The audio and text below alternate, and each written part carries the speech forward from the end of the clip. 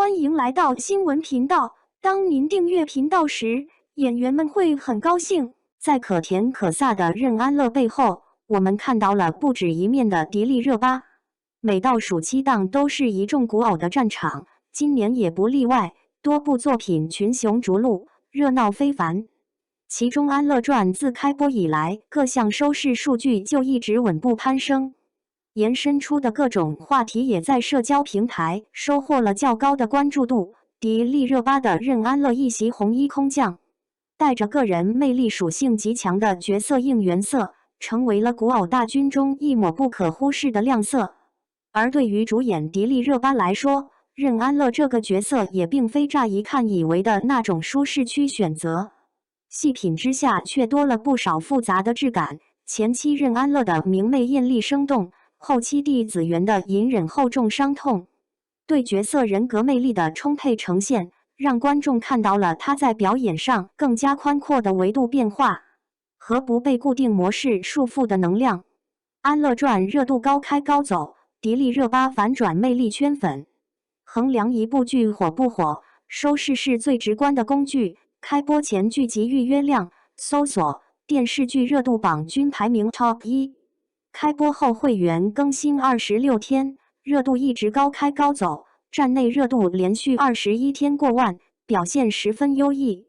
随着乐中带虐的剧情渐入高潮，女主角双重身份的反转魅力也越发的深入人心，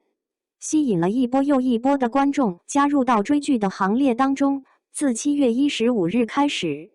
安乐传》的网络播放指数大部分时间都稳定在80以上，展现出了不俗的用户粘性。在《安乐传》收视飘红的基础上，迪丽热巴的个人表现也非常的亮眼。她饰演的任安乐弟子元人气一路高歌猛进，冲上了 Blinkage 剧集角色新媒体指数榜 TOP1，以实打实的数据佐证了观众对这个人物的认可度，以及迪丽热巴作为演员的塑造能力和扛剧能力。并且就在不久之前，迪丽热巴饰演的《公诉》中的安妮一角也冲进了 Blinkage 剧集角色新媒体指数榜 TOP2 所有女性角色中的第1名。虽然是完全不同的题材，但其演员号召力均具可见。微博用户的反馈也是评估演员与角色影响量的重要指标。《安乐传》临近收官，相关话题的讨论度仍旧在节节攀升，且有大量的热点都是基于任安乐和迪丽热巴本人生发，包括出圈的氛围感红衣造型、低眉凝视后嫣然一笑的动人神态、一秒变脸的白切黑镜头、债主霸气打戏的丝滑动作等，都给网友留下了非常深刻的印象。另外，在年轻人活跃度极高的小红书上，与任安乐、迪丽热巴相关的内容同样是层出不穷。从对细腻演技的认可、角色的讨论、精彩剧情的玩梗，到包括文、图、小漫画、表情包等形式的各种二创应有尽有。对于生活气息浓郁且粉圈氛围不强的小红书来说，这一平台上的讨论度确实能直观展现出剧集及演员在下沉市场受众和非粉丝用户群当中的影响力。显然，迪丽热巴自带极强的扩圈能力，受众盘的辐射范围十分宽广，双面人设鲜活饱满，丝滑切换令人眼前一亮。《安乐传》开播上线之后，从很多评论反馈中可见，任安乐的人设可以说打破了一般流水线古偶中常见的同质化。迪丽热巴以极具生命力的明艳形象亮相，以无所顾忌的生猛角色个性闯入观众视野，张力十足，辨识度极高。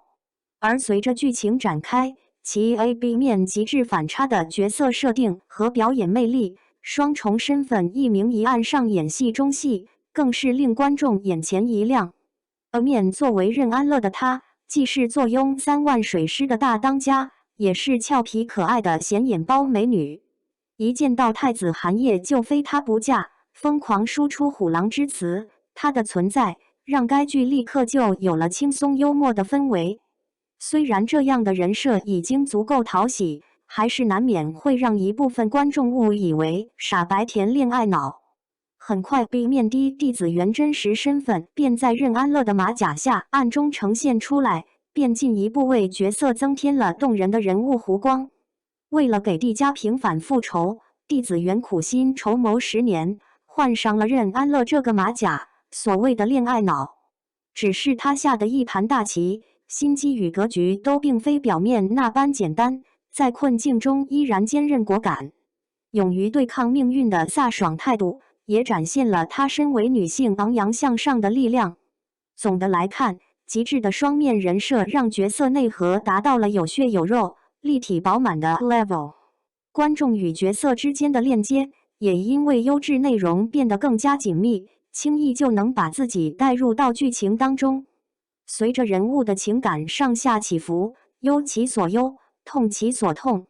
当然能呈现出这样一个鲜活生动、毫不扁平的角色，少不了迪丽热巴精准表演，交出了令粉丝和观众都满意的答卷。从迪丽热巴对角色 A、B 面的转换表演上，可见她下功夫认真吃透了角色的内在心理逻辑，站在人物的立场上去深刻理解他的每一次选择、每一个反应，从肢体动作、台词、微表情等细节入手，把角色身上的双重身份处理得可圈可点，既拿捏住了任安乐灵气十足、活泼外放、自然不做作等特点，也把弟子元的英姿飒爽、运筹帷幄刻画得丝丝入扣。